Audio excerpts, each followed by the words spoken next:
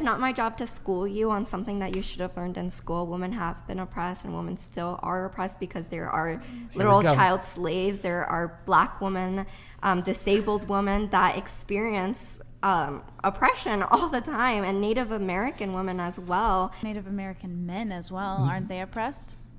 I'm talking about women right now. Honestly, it's a little scary that you don't know how women have been oppressed in the past, because like this country was like built for men, and these like laws and rules, like erroneous. It's all to like for men, you know, like it was built for men. Okay, so women were oppressed in history, but so were men. It's not as much as women were. This is interesting, because if I say, how were women were oppressed? You're like, well, it's self-evident, Brian. I shouldn't have to educate you. Yet you've just asked me the same question. You've just asked, how were men oppressed? Shouldn't you know? No, because that wasn't taught in school. So isn't that interesting? Male oppression was never taught in school, but females' oppression was. Isn't that interesting?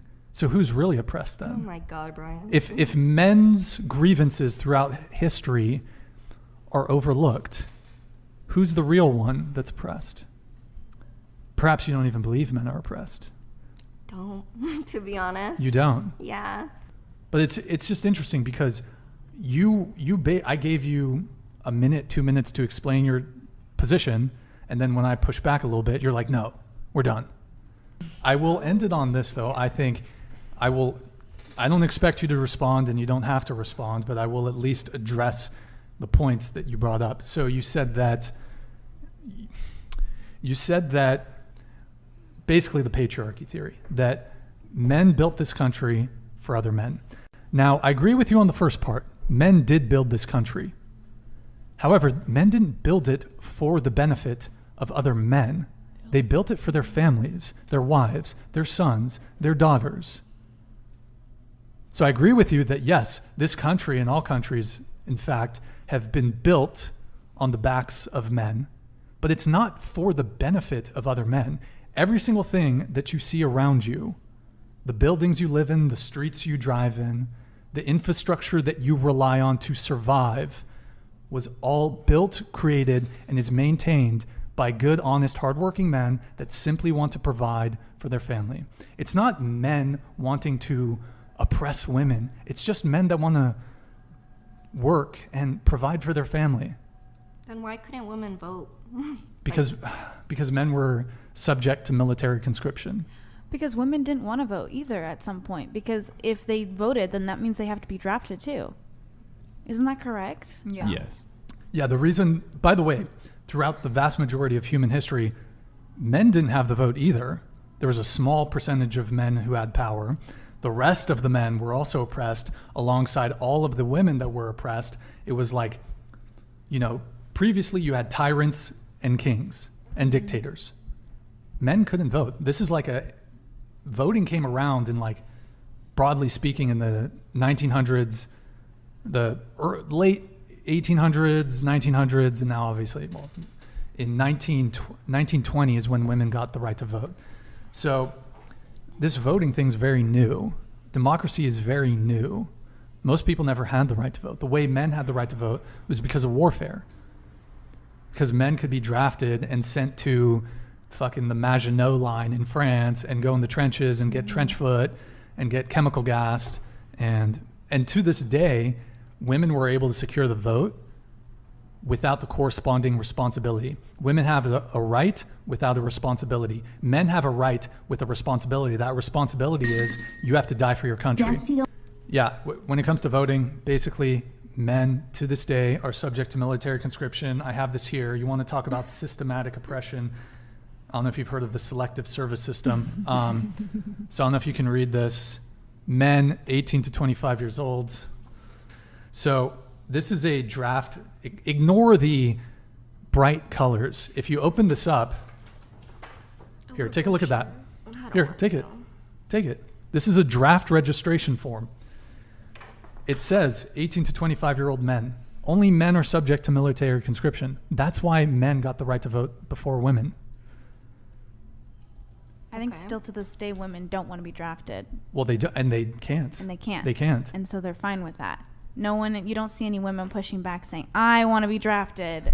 Exactly. Nobody wants to be drafted. Yeah, but if women were oppressed, they would be doing that. No, because the Equality, reason right? why women aren't drafted or put on the front line is because women aren't seen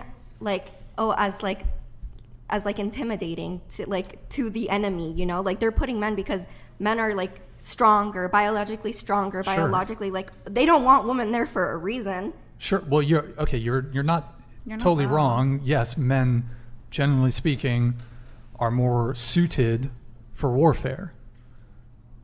Yeah. Men are.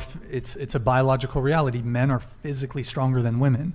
Now, I mean, in today's modern warfare, physical strength is still a factor, but you know, I mean, the way we conduct warfare now is very different. So women can participate much more to some degree in combat roles. It's still, I mean, in any case, we don't need to get into the whole military thing, but I would say the difference is, if we're talking about equality, though, disregard, well, maybe men make better soldiers. Let's say an 18-year-old man who doesn't want to go to war, doesn't want to go get sent. Take Ukraine, for example. All the women could leave the country. All the men had to stay. You could not leave the country. You cannot leave Ukraine if you were a man between the ages of 18 and like 60 or 65. While all the women in Ukraine, actually I matched with some girls on Tinder, like when the was heavy as in Ukraine, when Kiev was getting scorched up. I was matching with chicks on Tinder and Hinge and shit. If you're a Ukrainian woman, you get to go to Stockholm, you get to go to Great Britain, you get to continue your hot girl summer. You know what the Ukrainian men were doing? Getting fucking massacred. So let's talk about privilege. And who are the people making them go to war? Men. Doesn't matter. It doesn't matter. And I mean, the Ukrainian military brass, or the president, they don't want to be in war. That was something that Russia instigated. Mm-hmm. So, I mean, but they have to defend their country. Okay. We live very, very privileged lives. Very privileged. If World War III, I'll tell you this, if World War III is around the corner, there's no feminists when Russia invades. There's no feminists when China invades. I'll tell you that much. Okay. Nobody wants to go to war. But what I'm saying is that all these things that you often complain about, like when shit hits the fan, we revert to our traditional gender roles. You can't have feminism when there's a military conflict. I would say y'all fought for equality for the longest time, and then society overcorrected. And now women have a little bit more privilege than men do. Because like you said, men are drafted first. Now listen, women were absolutely, hold on. Yeah. Absolutely. Look in front of you. No, I'm just asking, like genuinely asking, because I thought like the military was so big they didn't have to do drafts anymore. When it comes to World War III, they're gonna have to draft. There would be a draft. In any war, there's draft. Also, even if the likelihood, there hasn't been a draft in a long time, however, there are still men alive today that were drafted. Many of those men got sent to Korea, got sent to Vietnam. Those men came back with catastrophic post-traumatic stress disorder. They saw horrific things. I don't know why the fuck we were in Vietnam to begin with. That's a whole nother conversation. But there are if you don't register for the selective service, if you don't register for the draft, it's technically a felony. You can get fined $250,000. Also, if you don't register, you can't apply for federal student aid. You can't get like student loans or whatever. Also, you're barred from certain federal jobs if you don't register for the selective service as a man. There is no equivalent requirement for women to have to register, for example. So, and just to add to this thing, women were absolutely oppressed, but as were men. I don't want to make it a competition.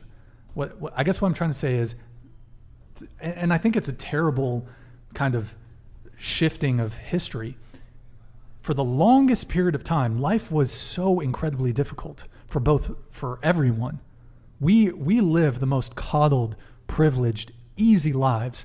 Modernity has created the comforts of modernity cannot be understated. Life was brutal even 100, 200 years ago. It was difficult. Think about the things we take for granted. Electricity, plumbing, running water, hot water, showers 200 years ago. Imagine, bro, people get grumpy if they can't have a hot shower after a couple days. Hot shower their entire life. So it's just, what I'm trying to arrive at is that life was incredibly difficult for both men and women. Men and women fundamentally were partners. Men and women cooperated throughout all human history. And I think it's a disastrous retelling of history to say men oppressed women, women were the oppressed. It teaches women to basically have contempt for and hatred for men, when in reality it was a very small, very, very small percentage of men. And it's not necessarily because they were men that had all the power. So women had it hard in their own unique ways. Men have had it hard in their own unique ways. But I don't like this retelling of history that men were always the oppressor and women were the oppressed.